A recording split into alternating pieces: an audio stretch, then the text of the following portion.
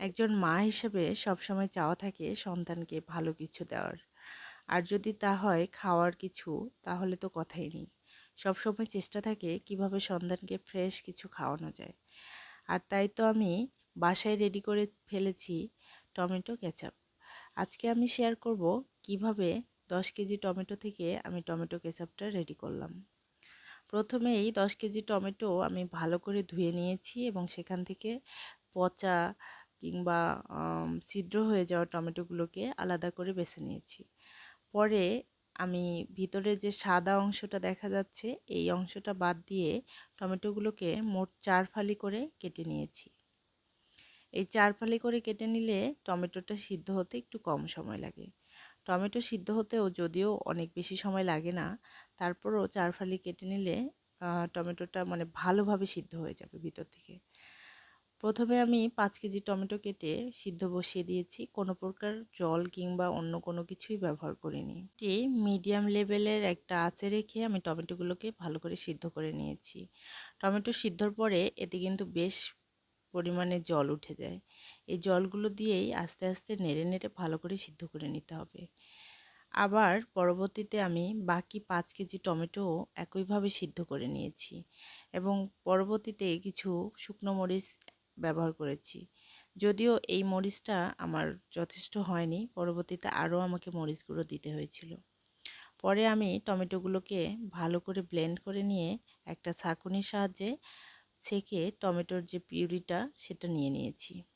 এই টমেটো পিউরিটাও ফ্রিজে সংরক্ষণ করে দীর্ঘদিন রাখা যায় এবং পরবর্তীতে যে কোনো ধরনের ভুনা কিংবা টমেটো কেচাপ অথবা টমেটো সস বানাতে এই পিউরিটা ব্যবহার করা যায়। আমি দুই চুলায় দুইভাবে টমেটো পিউরিগুলোকে আস্তে আস্তে জাল করে কমিয়ে নিয়েছি। যেহেতু 5 কেজি 5 কেজি করে আলাদা আলাদা সিদ্ধ করে কমিয়ে নিয়েছি, পরবর্তীতে 5 কেজি কমে গিয়ে আমার এতটুকু টমেটো পিউরি একখানে করতে পেরেছি। এই টমেটো পিউরিগুলোকে আস্তে আস্তে জাল করে সেখানে আমি কিছুটা চিনি অ্যাড করেছি এবং আস্তে আস্তে মৃদু আছে জাল দিতে দিতে চিনি, লবণ এবং মরিচ গুঁড়া অ্যাড করে দিয়েছি। মরিচ গুঁড়া আমার বেশ কিছুটা দিতে হয়েছে, কেননা আমি যে মরিচটা সিদ্ধই দিয়েছি এটা দেওয়ার আসলে কোনো কাজেই লাগেনি। আর সিদ্ধতে দেওয়া ঠিকও হয়নি, আমার হাত জ্বলতেছিল। তো পিউরিগুলোকে জাল করে করে আস্তে আস্তে কমিয়ে ফেলার পর আমি অ্যাড করেছি বড় একটা কাপ দিয়ে 1 কাপ সিরকা বা ভিনেগার। ভিনেগার দেওয়ার পর এগুলোকে আরও কিছুক্ষণ জাল করেছি। আসলে টমেটো সস কিংবা কেচাপ বানানোটা একটু সময় সাপেক্ষ।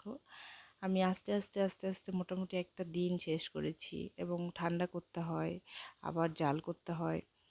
আর যখন একটু ঘন হয়ে এসেছে আমি তাতে অ্যাড করেছি 10 কেজি টমেটোর জন্য মোটামুটি 5 চামচ কর্নফ্লাওয়ার একটু জলে গুলিয়ে আমি অ্যাড করেছি এবং কর্নফ্লাওয়ারটা দেওয়ার সাথে সাথেই নাড়তে হবে। এই যে আমার তারপরেও একটু দলা পেকে গিয়েছে, না হলে কর্নফ্লাওয়ারগুলো দলা পেকে যেতে পারে। আর কর্নফ্লাওয়ার দেওয়ার পর আস্তে আস্তে কিছুক্ষণ নাড়তে হবে। আমি পরে এর ঘনত্ব যাচাই করার জন্য একটা প্লেটে 2 ফোঁটা টমেটো পিউরি নিয়ে যখন ঢাললাম দেখতেছি খুব পাতলাই আছে, মানে এখনও হয়নি। এটাকে খুব আস্তে আস্তে জাল করতে হবে, কেননা নিচে লেগে যেতে পারে। আর শেষ পর্যায়ে আমার এই অবস্থায় এসেছে এবং আমার কাছে মনে হচ্ছিল হয়ে এসেছে, কেননা এটা যখন ঠান্ডা হয়ে যাবে আরও একটু জমবে, তখন কি না মানে সসটা যেরকম ভারী হয় এরকম হবে। তবুও আমি আরেকবার ঘনত্ব যাচাইয়ের জন্য একটা প্লেটে নিলাম এবং দেখলাম না আগেরটার থেকে একটু গাঢ় হয়েছে, মানে শেষ পর্যায়ে এসে গেছে। আমি এবার চুলার হিটটা বন্ধ করে দিয়ে কিছুক্ষণ রেখে দিয়েছি। আর ঠান্ডা হয়ে এলে আমি কাচের যে জারগুলো থাকে বাসায় আমাদের, আমি রিসাইকেল করতে পছন্দ করি সবসময়, আমি অনেক কিছুই ফেলে দেই না। এটা একটা কফির জার ছিল, তারপর আরও 2টা 3টা ছিল সস, যে আগে খেয়েছিলাম কিনে।